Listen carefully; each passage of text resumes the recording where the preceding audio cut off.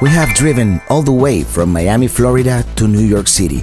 We slept in Daytona Beach, Savannah, North Myrtle Beach, and Washington, D.C., and visited many other places along the way. We finally arrived and spent Christmas evening in the city and drove around Manhattan on the next day. Today we begin our journey back south, but first we're going to explore the not-so-touristy areas of New York, eat a slice at a Brooklyn pizzeria, and eventually visit Atlantic City. So buckle up, the adventure continues.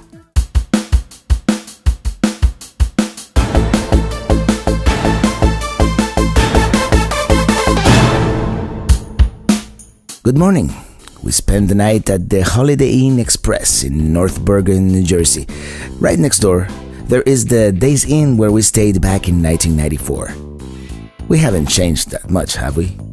Many of my fellow Cuban Americans who now live in Miami called this area home when they first arrived at the United States. Many recall Union City and Bergenline Avenue with a certain sense of nostalgia. What they didn't miss, apparently, were the crude winters and having to shovel snow. Most of them worked hard, saved some money, and eventually bought a house in Miami. I want to explore this area a little bit, mainly Avenida Bergenline, which is how they used to call it, and the city of Union City. Excuse the cacophony, but that's actually what the sign says. We cruise around seeing all the signs in Spanish. Kind of reminds you a little bit of Little Havana. They even have a botanica.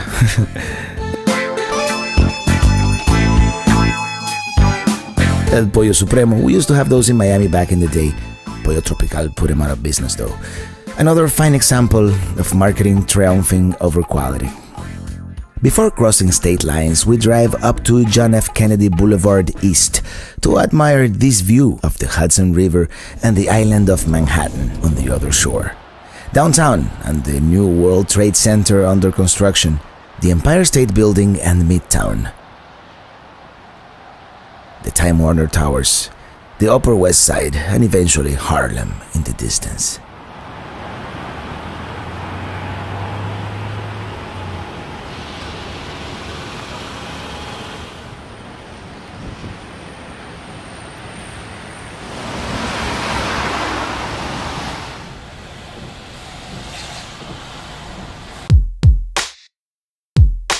Our next destination is a little further north.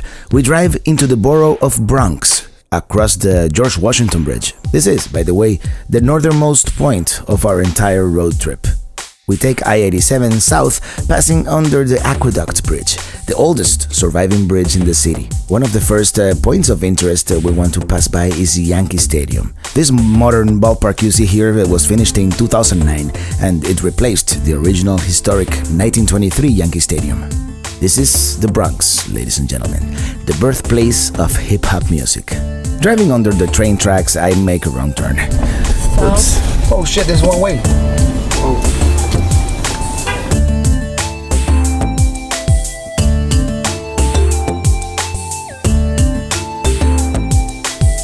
We make a left on 161st Street, the correct turn this time.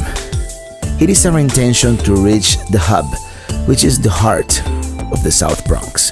We turn right onto Melrose Avenue for that purpose, but never make it all the way to the famous hub. We decide it's getting late and we rather visit the projects on Washington Avenue.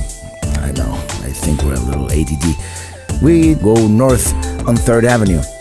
Until the early 70s, there was a train line running above this street called the L, for elevated. You may have seen it in movies.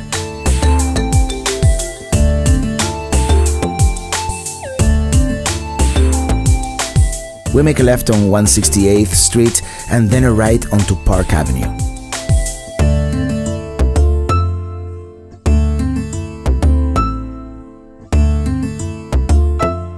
The place is somewhat deserted. It's supposed to be one of the roughest areas in town, the Webster Projects, according to our on-the-go research, but it doesn't look all that bad. But we'll lock the doors just in case. Iglesia Pentecostal Hijos de Sion, Inc. It seems to be at least partially a Latin neighborhood based on the Spanish sign on the Pentecostal church. We continue driving along Washington Avenue in the South Bronx, in this shady-looking neighborhood, which happens to be the poorest congressional district in the United States. They have been trying to revitalize the neighborhood after the economic collapse of the 1970s and the 80s, but as you can see, they still have a long way to go. Well, maybe we should get out of here.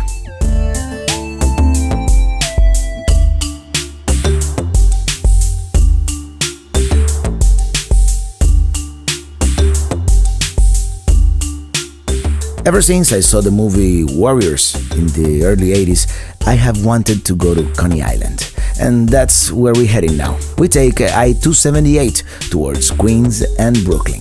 We take this bridge into Wards Island and then the Robert F. Kennedy Bridge over the East River into the borough of Queens.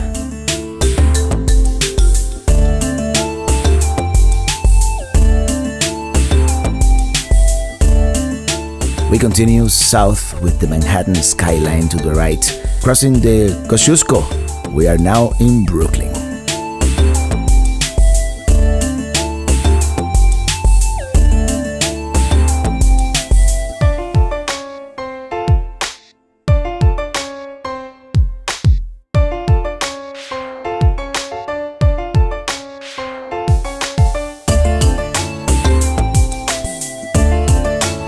Now on the Belt Parkway we see Staten Island to the right and the Verrazano Narrows bridge in front of us. Let's stop for the scenic view. The sight of the bridge is pretty breathtaking. It was the longest suspension bridge in the world in 1964, and it still is the longest bridge span in the Americas.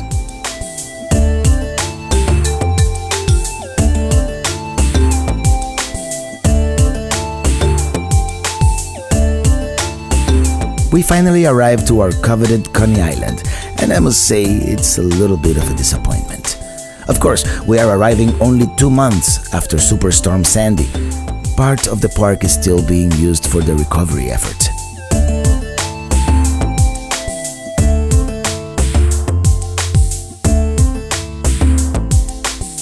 Still, the area looks a little run down.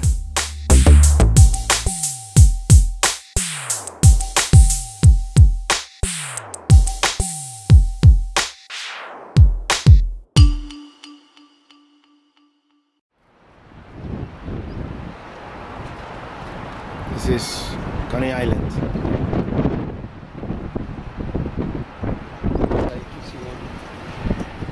Apparently, the amusement park has suffered heavy damage during the storm, and you can see sand dunes formed way inland. The sand is probably a couple feet higher than normal. The wooden deck seems undamaged though, at least to my untrained eyes.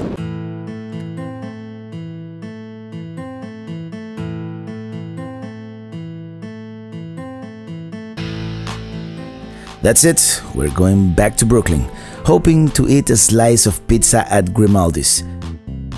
We are speeding west on the Belt Parkway. In the distance, once again, we see the Verrazano Narrows bridge.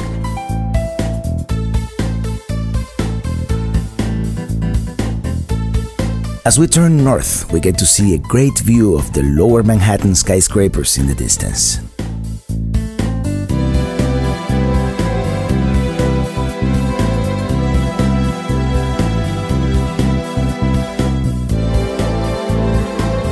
As we get closer, we get a glimpse of the Statue of Liberty.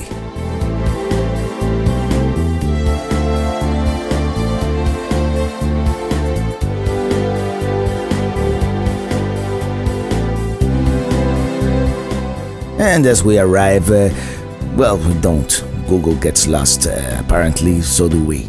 We try to find the parking to no avail, and we finally see Grimaldi's further down the street next to the white building, but the line is not surprisingly long, and there's no parking, so we keep going. We settle for this place called My Little Pizzeria. The pizza is very good, actually, at this neighborhood joint, full of locals. Who needs Grimaldi's? That place is too touristy anyways, hence the long line.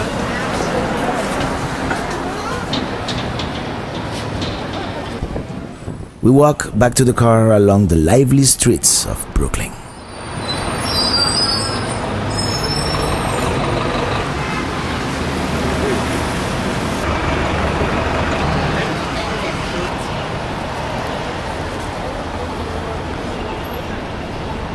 rather cold.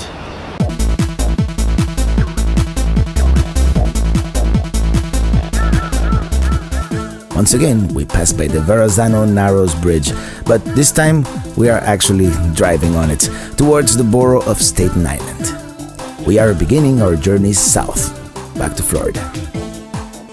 We have decided to spend the night in Atlantic City to check out the boardwalk and to try our luck at the slot machines.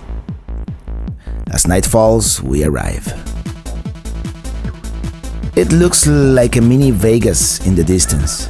We are staying at the Caesars. One little known fact is that the properties in the Monopoly game were originally named after locations and streets in Atlantic City. This is Atlantic Avenue, for example, and the next one is Pacific Avenue. Now we all know what Boardwalk stands for. We cruise along Pacific Avenue going south to see what's going on. Not much apparently. Must be the cold weather.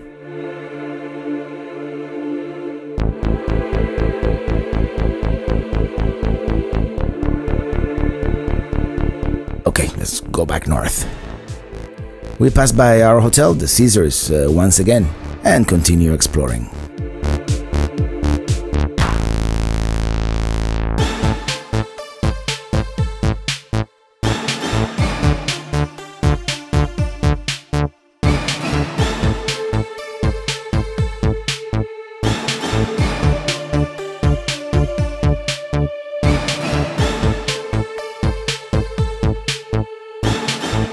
I think we took a wrong turn, so let's go back to the Caesars and check in.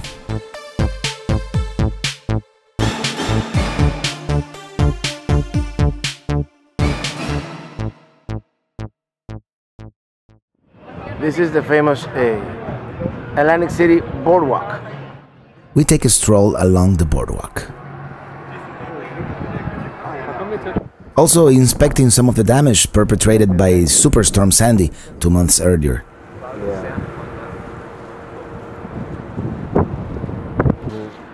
Yeah, this was supposed to be a hand level. This was supposed to be the level of your hand. Yeah, and this is, I'm guessing there was wood down here. Yeah. And this is all covered in sand. It's all covered in sand. Holy shit. Well, let's risk our lives here. And hopefully, no any good nail sticking up.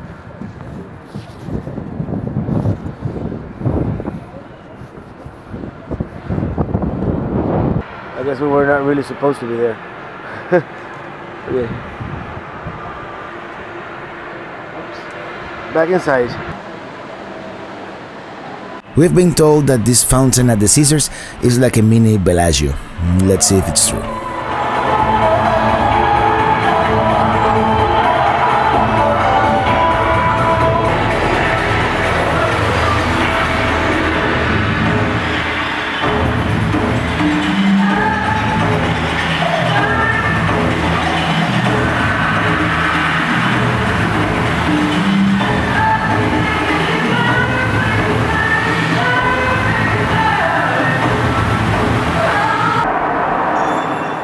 Okay, it's time to say goodbye one more time.